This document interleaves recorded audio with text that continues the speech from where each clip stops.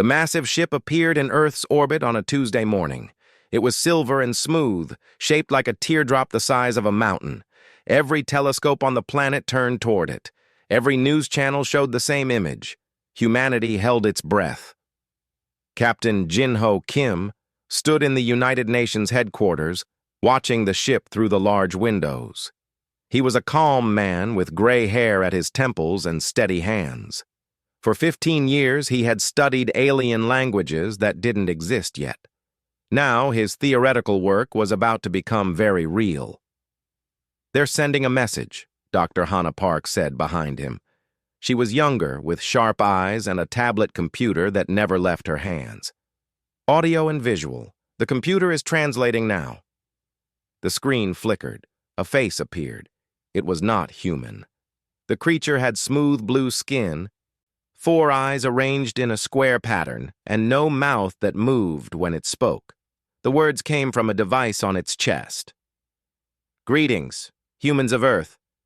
I am Ambassador Veltrix of the Korean Empire, speaking for the Galactic Concordance. We come in peace to welcome you to the community of intelligent species." Jin-Ho felt his heart race. First contact, the moment humanity had dreamed about for centuries. He pressed the button to reply. "Hello," Jin-Ho said clearly. "Welcome to Earth. We are honored by your visit. Greetings from all of humanity. Salutations, Ambassador Veltrix. We extend our warmest reception to you and your people." There was a pause. The ambassador's face showed no expression. Then a strange sound came from the speakers. It reminded Jin-Ho of a computer crashing. "Translation error," Veltrix said. "Please repeat message using correct linguistic protocol." Jin-Ho looked at Hannah. She looked at her tablet, confused. "I don't understand. The message was clear." "Ambassador Veltrix," Jin-Ho said slowly. "I said hello. I said welcome. I told you we are happy you are here." Another pause. Another strange sound. When Veltrix spoke again, his 4 eyes seemed to narrow. "You used 5 different words for the same concept. This is confusing. Which word is correct? Hello? Greetings? Welcome? Salutations? Reception? Please provide the accurate term." Hannah stepped forward. "Ambassador, all those words mean similar things. They're all correct." "Similar is not same," Veltrix replied. "In Galactic Standard, one concept requires one word. Precision is required for understanding. Your language appears to have malfunction. Multiple words for single meaning indicates error in linguistic development." Jin-Ho felt a cold weight in his stomach. "Ambassador, human languages are complex. We have many words that mean almost the same thing. It's normal for us." "Normal?" Veltrix's 4 eyes blinked in sequence. "The Concordance has 47 member species. All speak efficiently, one word, one meaning. Your method is primitive, wasteful. Why create many words when one is sufficient?" For the next 3 hours, they tried to explain. Hannah showed examples. Happy, joyful, glad, pleased, content, delighted, run, sprint, jog, dash, race, big, large, huge, enormous, gigantic, massive. Each time, Veltrix and his team grew more confused. "This is a cognitive disorder," one of Veltrix's assistants said. "They cannot think clearly. Their minds are cluttered with unnecessary information." "We think very clearly," Jin-Ho said, trying to keep his voice calm. "We just have rich languages. It's part of our culture, our poetry, our stories, our songs. We need these words." "Poetry?" Veltrix repeated. "What is the function of poetry? Does it build? Does it calculate? Does it solve problems?" "It expresses feelings," Hannah said. "It makes us feel emotions. It connects us to each other." Veltrix was silent for a long moment. "Emotions are already connected to words in Galactic Standard. Happy means happy. Sad means sad. Why do you need more?" "Because feelings are complicated," Jin-Ho explained. "Sad is different from miserable. Miserable is different from depressed. Depressed is different from melancholy." Each word shows a different shade of feeling. Inefficient, Veltrix declared. Shades are not required. Categories are sufficient.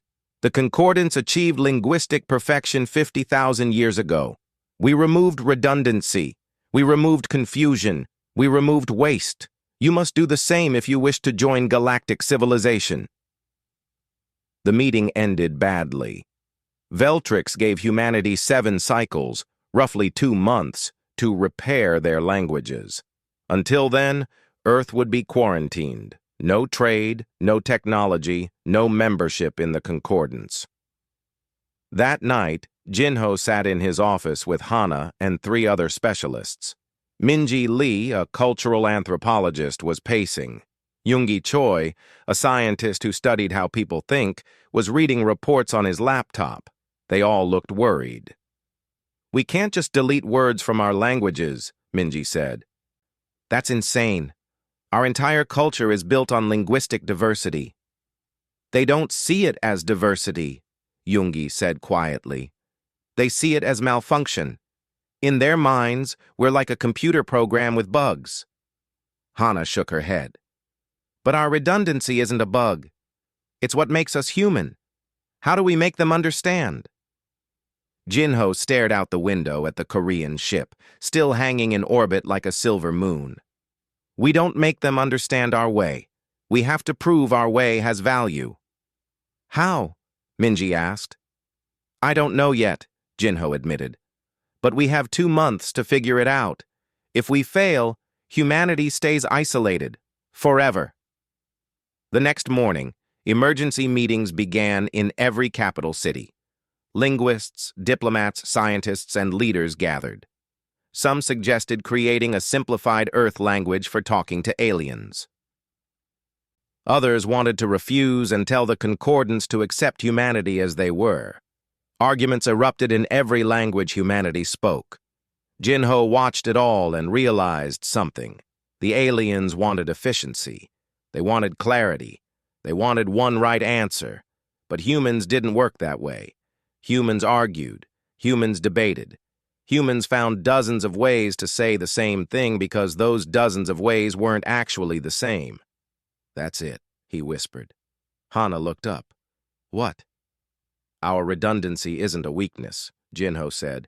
"It's how we solve problems. We don't just have one word for things.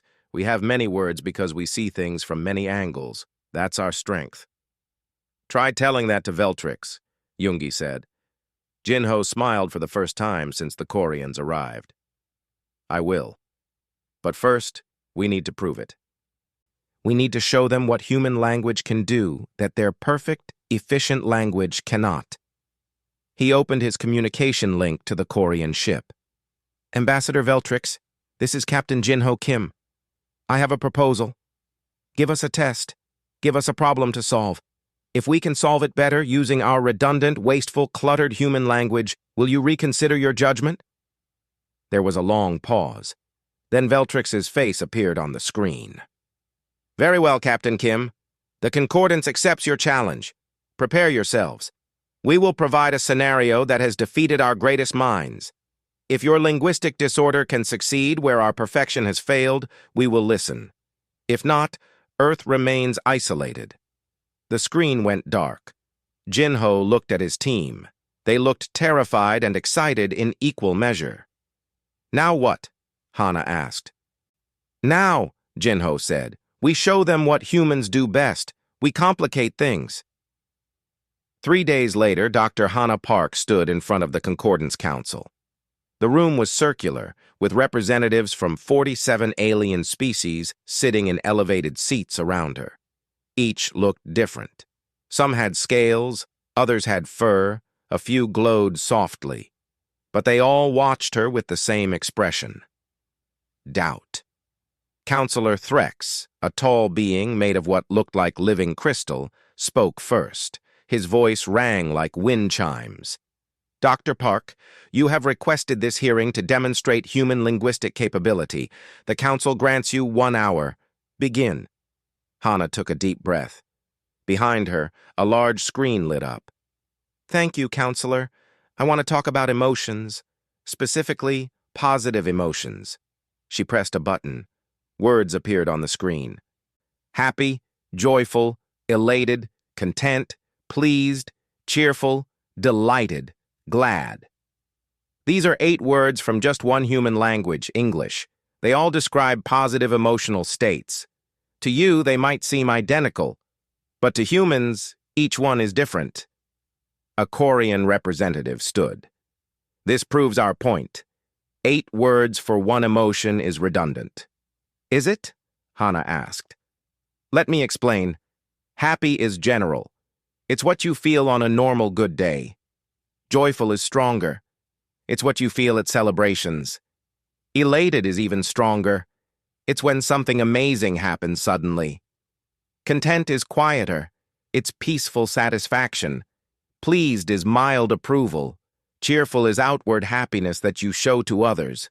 Delighted is happy surprise. Glad is relief mixed with happiness. The council was silent. Hana continued. Now imagine I tell you a story. A woman waits for her daughter to come home. The daughter has been away for 5 years. When the daughter walks through the door, how does the mother feel? Happy, Threx said immediately. But which kind? Hana pressed. Is she just happy? Or is she joyful, elated, content, glad?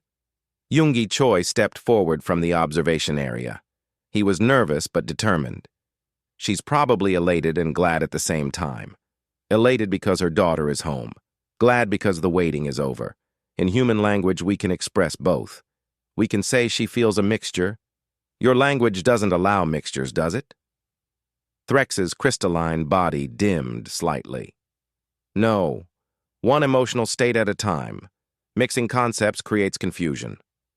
Or, Minji Lee said, joining them, it creates accuracy. Humans feel multiple emotions simultaneously. Our language reflects our reality. For the next 30 minutes, they gave more examples. They showed how fight, battle, struggle, and conflict all meant different things. They demonstrated that walk, stroll, march, and wander were not the same action. They explained that intelligent, smart, clever, wise, and brilliant described different types of mental ability. The council listened. Some leaned forward with interest. Others looked disturbed. Then Counselor Threx asked a question that changed everything. Dr. Park, can your linguistic redundancy create falsehoods? Can you say one thing but mean another? Hana hesitated. Yes, humans can lie.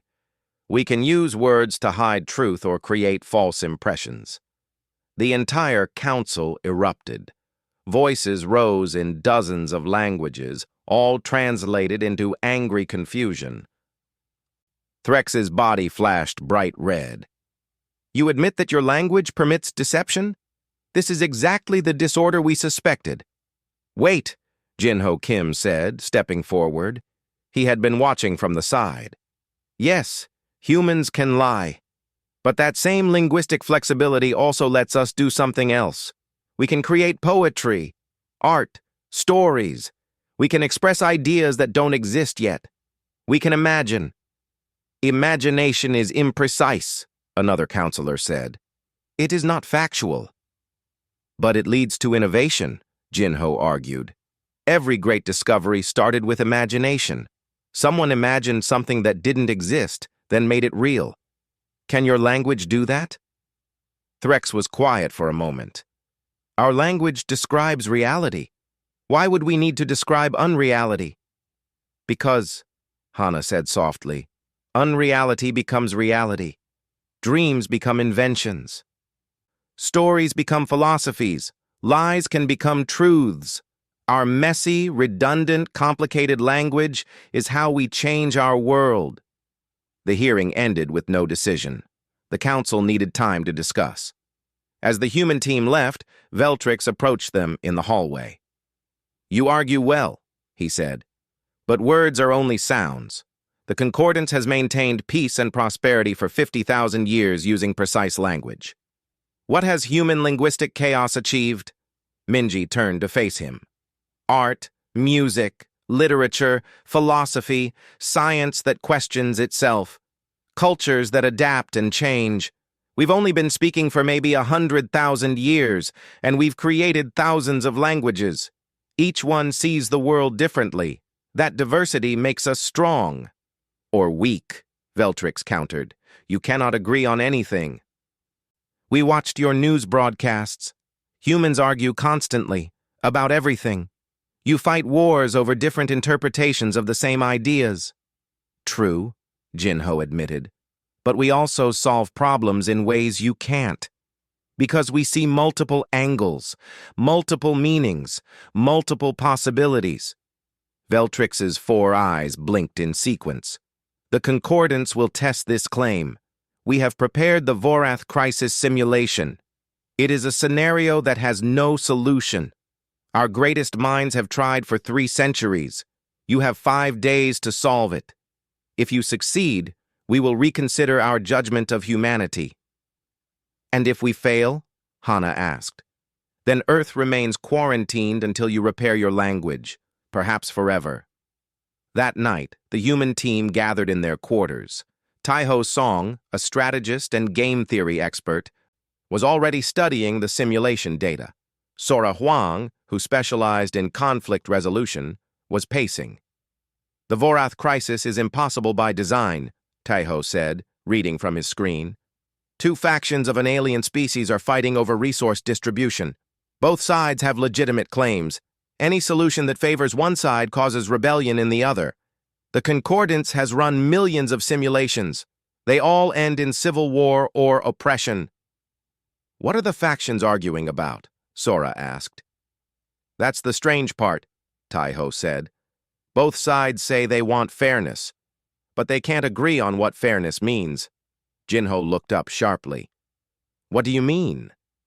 In Galactic Standard, there's only one word for fairness. Both sides use it, but they're asking for opposite things. The Concordance doesn't understand how this is possible. Hana started laughing. Everyone stared at her. Don't you see? This is perfect. This is exactly what we're good at. They can't solve it because they only have one word. We have dozens. She grabbed a marker and started writing on the whiteboard. Fair, just, equitable, impartial, equal, proportional, balanced. Right. These all relate to fairness, Hana said. But they mean different things. Fair can mean equal for everyone, or it can mean proportional to effort. Just means following rules. Equitable means accounting for different needs. The Vorath are using one word but meaning different things. Yoongi nodded excitedly. In Galactic Standard, they're speaking past each other. They think they're arguing about the same concept, but they're not.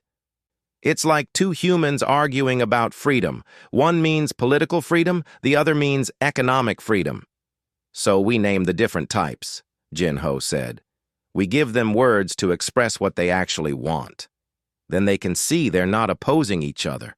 They're just valuing different aspects of distribution. Minji grinned. We complicate their simple problem until it becomes solvable. Sora stood up.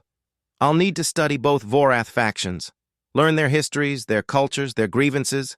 We can't just tell them they're using words wrong. We have to show them how to see each other clearly. For the next 5 days, the team barely slept.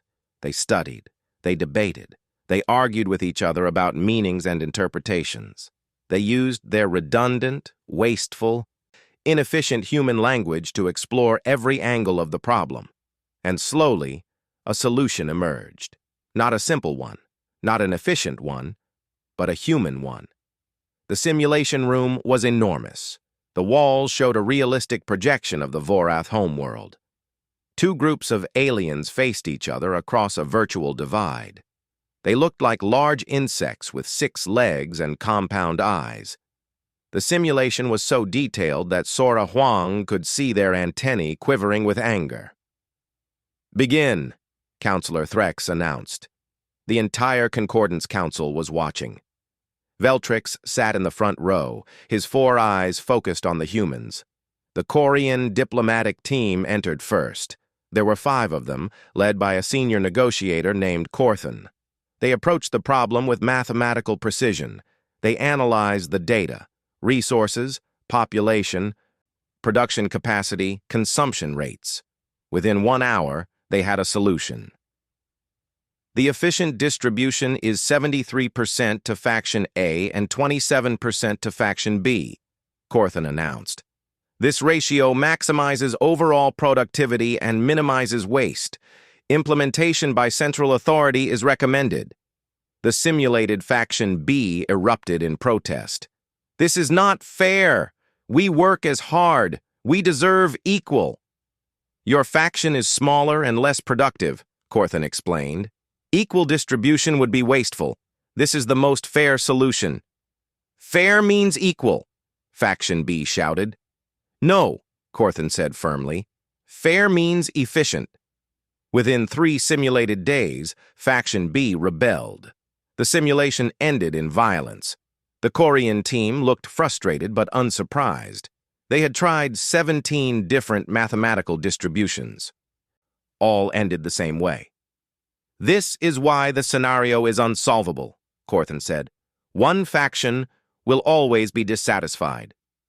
Unless, Threx said, the humans can do better. Jinho Kim stepped forward with his team. Sora led the way with Taiho, Hana, Yoongi, and Minji behind her.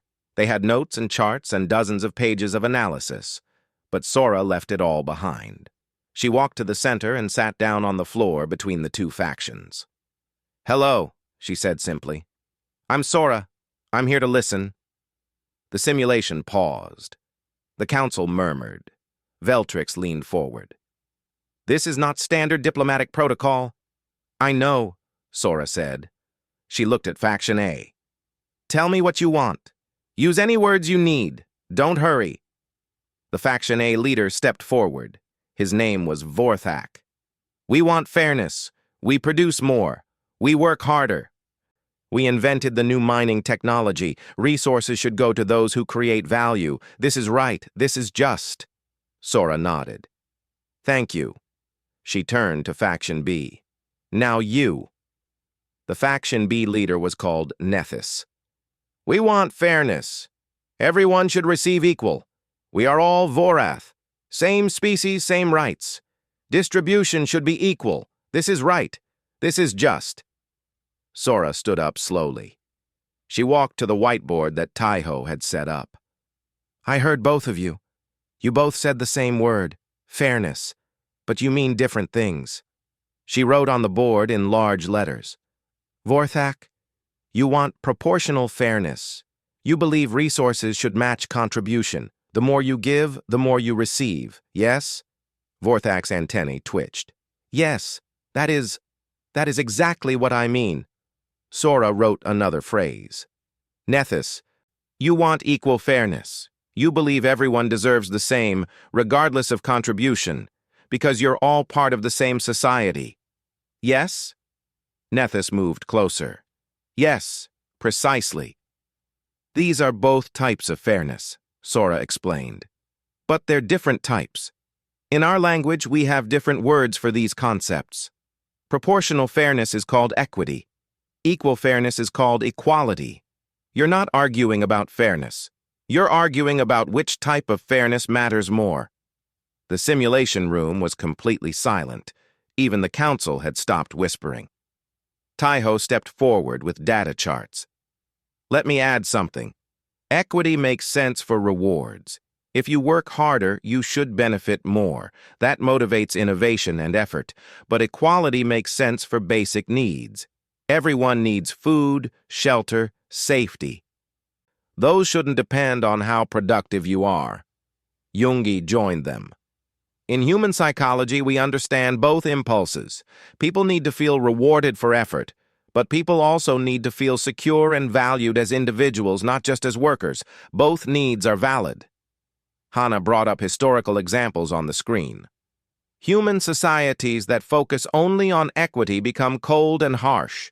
The weak suffer.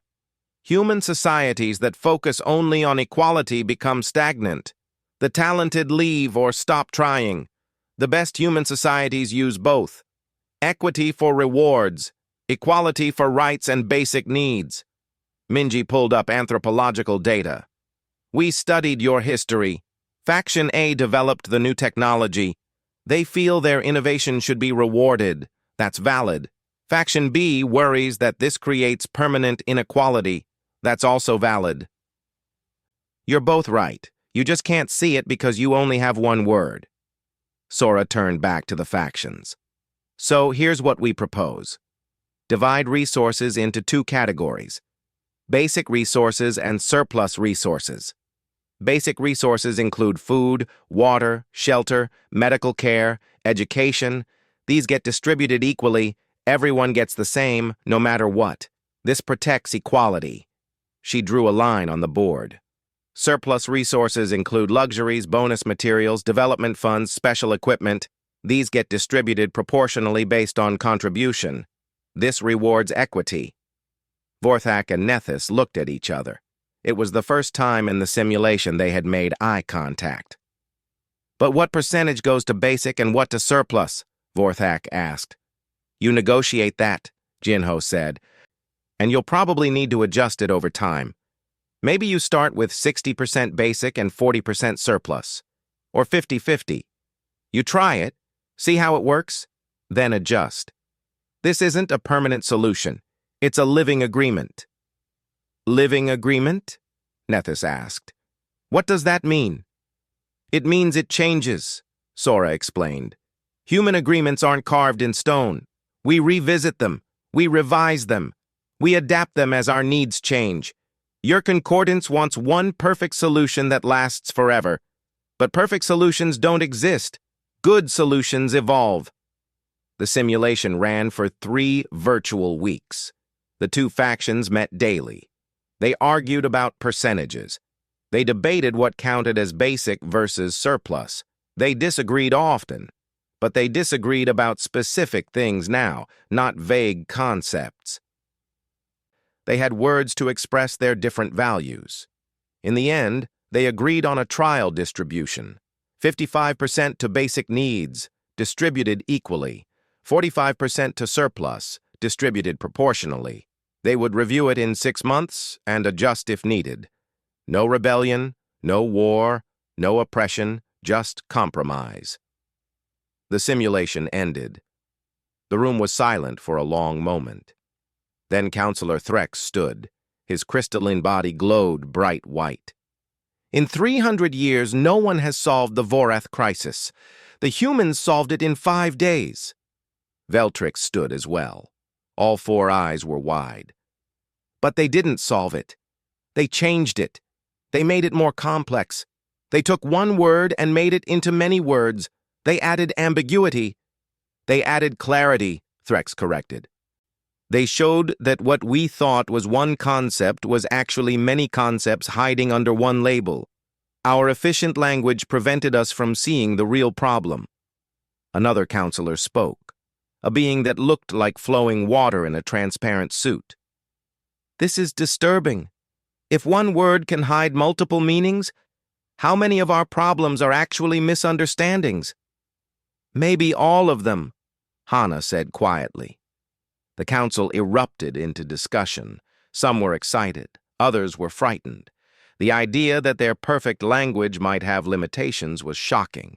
Jinho watched it all and felt a strange mix of emotions: triumph and worry, relief and anxiety, pride and fear. He realized he was feeling multiple emotions at once, just like they had described. His redundant human language could name all of them. The aliens could only pick one. Finally, Threx called for order. The council will deliberate on this matter. Captain Kim, your team has demonstrated that human linguistic redundancy has utility. However, this raises more questions than it answers. We will need time to consider the implications. How much time? Jinho asked. The council will convene in 3 days with our decision. You may return to your quarters. As the human team left, Veltrix followed them into the hallway. Captain Kim, I must speak with you privately. They moved to a small conference room. Veltrix seemed agitated. His 4 eyes kept blinking out of sequence. What you did in there, it was impressive, but it was also dangerous. Dangerous how? Jinho asked. You showed the council that our language has blind spots. For 50,000 years, we believed we had achieved linguistic perfection. Now you suggest we are limited. This will cause upheaval. Is truth dangerous? Jinho asked. Veltrix was quiet for a long moment. Perhaps. Truth often is. There are factions in the Concordance who will not accept this, who cannot accept that primitives have something to teach us. We're not trying to teach you, Jinho said. We're just showing you how we think. And that, Veltrix said, may be the most dangerous thing of all. He left without another word. Jinho stood alone in the conference room, staring out at the stars, and wondered what he had just started. The Earth Embassy on the Concordance Station was small but growing.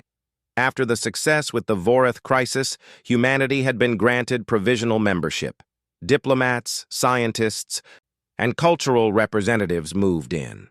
Among them was Nari Bai, a junior diplomat who spoke 12 languages and was learning 3 more. She loved the work. Every day brought new species to meet, new concepts to translate, new ways of thinking. She spent her evenings in the embassy library, reading everything she could about galactic cultures. It was there, on a quiet night shift, that she noticed something odd. The digital archive system showed that someone had accessed the human linguistic database 17 times in the past week, always late at night, always from a terminal in the public area. The access code belonged to a maintenance worker named Kessel, a member of the Veltrian species. Nari checked the security protocols. Maintenance workers shouldn't have access to linguistic archives. She mentioned it to Jinwoo Han, the embassy security chief, a serious man with careful eyes. Could be nothing, Jinwoo said. Could be curiosity, or could be something else. Should we lock them out? Nari asked. No, Jinwoo said slowly. Let's watch. If Kessel is just curious, we don't want to cause problems. If it's something more, we need to know what they're after. For 3 nights, Nari monitored the access logs. Kessel kept searching the database. Shakespeare, Emily Dickinson, Pablo Neruda, ancient poems, modern novels, song lyrics. The pattern made no sense for espionage. This looked like someone reading for pleasure. On the 4th night, Nari decided to act. She waited in the library, hidden behind a shelf of physical books that Earth had brought as cultural artifacts. At midnight, the door opened quietly. A figure slipped inside. Kessel was shorter than most species, with gray skin covered in fine scales and large, dark eyes. The Veltrians were known for being efficient workers and quiet people. Kessel moved carefully to a terminal and began accessing files. Nari watched for a moment, then stepped out. Hello? Kessel spun around, eyes wide with fear. I was just cleaning. The terminal? Nari asked gently. At midnight? Reading poetry? Kessel's hands trembled. Please, don't report me. I'll stop. I promise. Why would I report you for reading? Nari asked, genuinely confused. Kessel stared at her. Because it's forbidden. Accessing primitive language resources without authorization. The purifiers say it corrupts the mind. The purifiers? Kessel looked around nervously, then whispered. The Veltrian purifiers. They believe your language chaos will destroy the Concordance. They say redundancy is a disease. They want Earth's provisional membership revoked. Nari felt cold. And you work for them? I did, Kessel said quietly. I was sent here to sabotage your linguistic archives, to delete them, to prove that human language files corrupt our systems. Tears formed in Kessel's large eyes. But I couldn't do it. I kept reading instead. Why? Kessel's voice broke. Because your words are beautiful. They make me feel things I don't have words for. Things my species forgot. Nari should have called security. That was protocol. but something in Kessel's voice stopped her. "What did you read?" Kessel pulled up a file on the terminal. It was a poem by a Korean poet. "This one, about longing, about missing someone. In Galactic Standard, we have one word for missing someone, but this poem has dozens of words. Yearning, longing, aching, nostalgia, homesickness, wistfulness. Each one is different. Each one describes a different shade of the feeling." "And you felt them?" Nari asked softly. "Yes," Kessel whispered. "All of them. At once. For something I lost without knowing I lost it." Nari sat down at the terminal next to Kessel. "What did your species lose?" Kessel was silent for a long moment. When the words came, they sounded like a confession. 40,000 years ago, Veltrians spoke in songs. We had poetry. We had art. We had 17 different words for love. Then came the great simplification. Our leaders said inefficiency was holding us back. They reformed our language, made it precise, one word, one meaning, no redundancy. "And it worked?" Nari asked. "Yes. We became more efficient, more productive. We joined the concordance. We advanced technologically. But we also became empty. We stopped singing. We stopped creating. We stopped feeling complex emotions because we stopped having words for them. Within 5 generations, the old words were forgotten. Now we just exist. We work. We function. But we don't live." Nari felt her heart ache. "That's terrible." "It's efficient," Kessel said bitterly. "The purifiers say it was necessary. They say if we allow human language into the concordance, young Veltrians will learn your redundant words and remember what we lost. They're afraid of that, afraid of feeling again." "Are you?" Nari asked. Kessel looked at her with those large, dark eyes. "I'm terrified, because I've already started. I read your poem about longing, and I realized I've been longing my whole life. Longing for something I couldn't name because I had no word for it. Now I have words and the feeling is overwhelming." They sat in silence for a moment. Then Nari made a decision that would change everything. "I should report you," she said. "You came here to sabotage us." "I know," Kessel said quietly. "I understand."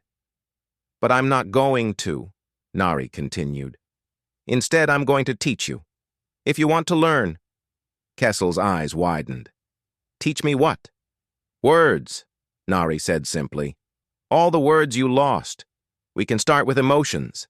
Happy, joyful, elated, content, pleased, delighted. Then we'll move to other categories. Colors, sounds, textures, tastes. Everything your language simplified away." "Why would you do this?" Kessel asked. "I was your enemy." "Were," Nari said. "Past tense. Now you're someone who wants to learn. That's different. Besides, we have a saying. The best way to defeat an enemy is to make them a friend." For the next 2 weeks, they met every night in the library. Nari taught, Kessel learned. Slowly, carefully, Kessel's vocabulary expanded.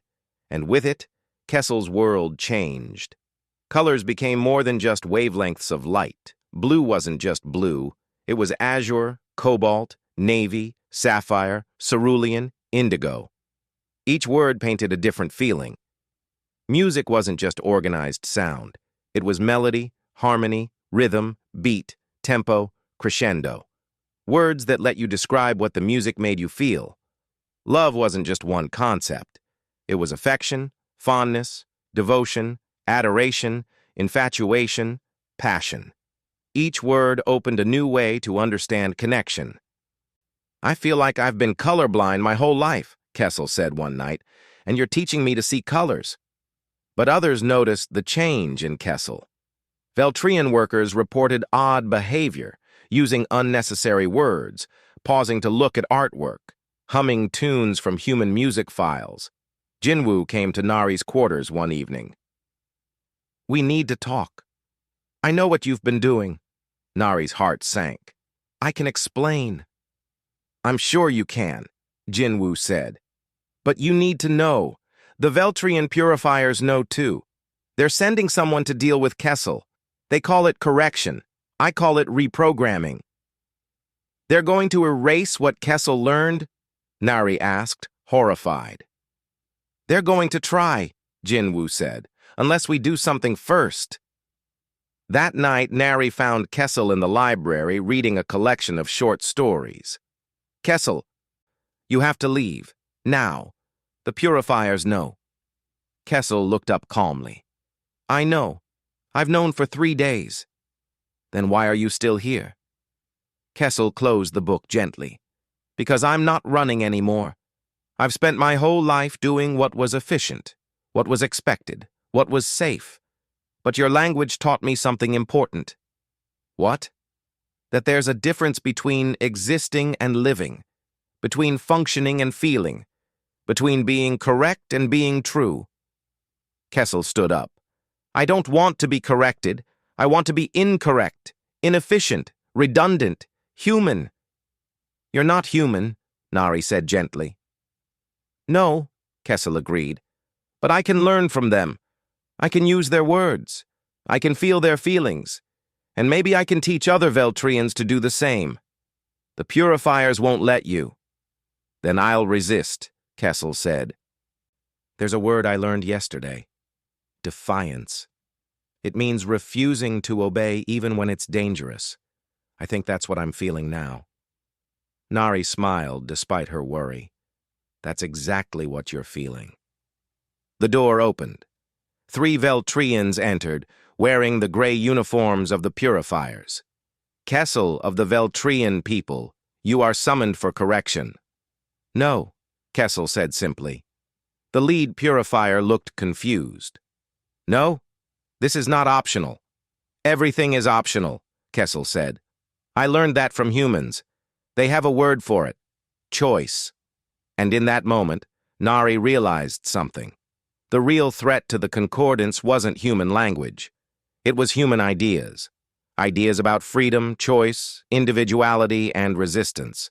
Ideas that could only exist when you had words to express them. The incident with Kessel spread through the concordance like wildfire. News traveled fast among the 47-member species. A Veltrian had refused correction. A Veltrian had chosen inefficiency. A Veltrian had learned to feel. Within days, other aliens started visiting the Earth Embassy. At first, just a few, then dozens, then hundreds. They came quietly, nervously, asking the same question in different ways. Could they learn too? Dr. Hannah Park found herself teaching classes. She started with 10 students. Within 2 weeks, she had 60. Within a month, the embassy had to move lessons to a larger space. Aliens of all species sat together, learning words they didn't need but desperately wanted. Today, Hannah said to her diverse classroom, we're learning words for beautiful. In English alone, we have 47 different words. Beautiful, pretty, lovely, gorgeous, stunning, attractive, handsome, elegant, graceful, exquisite. A student raised a tentacle. She was Korean, like Ambassador Veltrix. Her name was Malira. But why? Beautiful already means beautiful. Why need more? Because beauty comes in types, Hannah explained. Pretty is delicate beauty. Gorgeous is striking beauty. Elegant is refined beauty. Stunning makes you stop and stare. Exquisite is rare and precious. Each word creates a different picture in your mind. Another student, a crystalline being named Thex Sa, spoke up. My species has perfect memory. We remember everything exactly. But we only have one word for remember. You have remember, recall, recollect, reminisce. What is difference? Hannah smiled. Remember is general. Recall is deliberate. You're trying to bring something back. Recollect is piecing together fragments. Reminisce is remembering with fondness and nostalgia. They describe different ways memory feels. The classroom fell silent. Then Malira whispered, We have feelings about our memories, but no words for those feelings. Now you do, Hana said gently. While Hana taught, Captain Jinho Kim faced a different challenge. The Concordance Council was deeply divided. Some saw human linguistic diversity as a gift. Others saw it as a threat. The debate had turned political. Councillor Threx supported humanity. The Vorath crisis proved that our language has limitations. We must adapt or stagnate. But others disagreed. Councillor Vex, a leader of the traditionalist faction, was vocal. For 50,000 years, our unified language has maintained peace. Precision prevents conflict. If we allow linguistic chaos, we invite confusion and war. Or, Jinho argued, you invite understanding. How many conflicts in your history were really just misunderstandings? How many wars started because two sides thought they were fighting about the same thing, when they were actually fighting about different things? Vex had no answer. The crisis came when two founding member species, the Korath and the Xelians, reached the brink of war. They had been arguing for 3 years over a trade agreement. Both sides claimed the agreement was being violated. Both sides insisted they were following it exactly. Diplomats had failed. Mediators had failed. War seemed inevitable. As a last resort, the council called humanity. Jinho, Hana, and their team studied the trade agreement. It was written in perfect galactic standard. Precise. Efficient. Absolutely clear, and completely ambiguous. Look at this clause, Hana said, pointing at her screen. It says the Korath will provide fair compensation for Xelian goods. Fair. One word. But the Korath think fair means market rate. The Xelians think fair means historical rates. They're both right according to their definition. And there's this, Jungi added. The Xelians must provide reasonable quantities. Reasonable to whom? The Korath think it means maximum capacity. The Xelians think it means sustainable amounts. Same word, different meanings. Sora Huang shook her head in wonder. They've been fighting for 3 years and never realized they were using the same words to mean different things. Because they only have one word, Jinho said. They can't distinguish between types of fairness or types of reasonableness. Let's fix that. The mediation took place in neutral space. The Korath delegation was led by Commander Haxal, a large warrior species with 4 arms and deep red skin. The Xelians were led by Speaker Nevia, a graceful species that looked like living flames.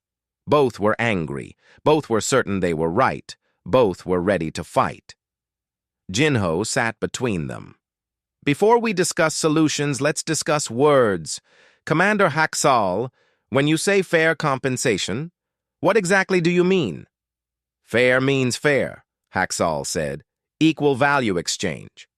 But equal based on what? Jinho pressed. Current market prices? Historical averages? Production costs? Future value? Haxal paused. Market prices, obviously. Not obvious to me, Nivea said, flames flickering brighter. Fair should mean traditional rates. The rates we agreed to generations ago. Ah, Hana said. She wrote on a board. Commander, you want market fairness. Dynamic pricing based on current supply and demand. Speaker, you want historical fairness. Stable pricing based on long-term relationships. These are both types of fairness, but they're different types. For the first time, Haxal and Nivea looked at each other with confusion instead of anger. There are types of fairness? Nivea asked. In human language, yes, Sora explained. Market fairness, historical fairness, need-based fairness, merit-based fairness, equal fairness, proportional fairness. Each serves a different purpose. They spent the next day defining terms. Fair became 5 different words. Reasonable became 3. Adequate became 4. Every ambiguous word in the agreement was replaced with precise human vocabulary. The Korath wanted market fairness for prices, but historical fairness for quantities. The Xelians wanted historical fairness for prices, but need-based fairness for quantities. Once they could express exactly what they meant, compromise became possible. The war was averted, More importantly, everyone saw how it happened. The concordance had tried to prevent conflict with precise language, but precision without nuance was blind. Humans prevented conflict with complex language that could capture multiple perspectives. After the mediation, Councillor Threx called for a historic vote. The Council must decide humanity's permanent status. And more, we must decide if linguistic diversity should be encouraged throughout the concordance. The debate lasted for days. Species argued in chambers, in hallways, in private meetings. The vote was close, but in the end, the decision was clear. Humanity was granted full membership, and the concordance established the Galactic Institute of Linguistic Studies with Dr. Hannah Park as its first director. The Institute's mission was revolutionary. Teach all species about linguistic diversity. Help species rediscover words they had simplified away. Create new words for concepts that existed but were unnamed. The linguistic renaissance had begun. 6 months later, Hannah stood in front of her largest class yet, 300 students from 40 different species. Among them was Kessel, now officially studying to become a linguistic specialist. Ambassador Veltrix sat in the back row, quietly taking notes. Today, Hannah announced, we're exploring synonyms for love. In Korean, my native language, we have sarang, which is romantic love. We have jong, which is affection that builds over time. We have jongseong, which is sincerity and devotion. In English, we have love, affection, fondness, adoration, devotion, passion, tenderness, warmth. A young student asked, why so many? Love is love. Is it? Hannah asked. She looked at Kessel. Kessel, can you explain? Kessel stood up, no longer nervous about speaking. I love learning. I love my home world. I love my family. I love art. These are all true statements. But the feeling is different each time. The love I have for learning is curious and excited. The love for my home world is deep and steady. The love for my family is protective and warm. The love for art is joyful and freeing. Same word, different feelings. In Veltrian, we would just say love 4 times. Now I can say wonder love, root love, heart love, soul love. Each one is accurate. The class was silent. Then another student, a Korean, spoke. I always thought emotions were simple, one feeling at a time. But yesterday, I felt happy about my work and sad about leaving home and excited about learning and tired from traveling. 4 emotions simultaneously. I never had words to describe that before. And now you do, Hannah said. That's the gift of linguistic diversity. Not just more words, but more ways to understand your own experience. After class, Veltrix approached Hannah. Dr. Park, I owe you an apology.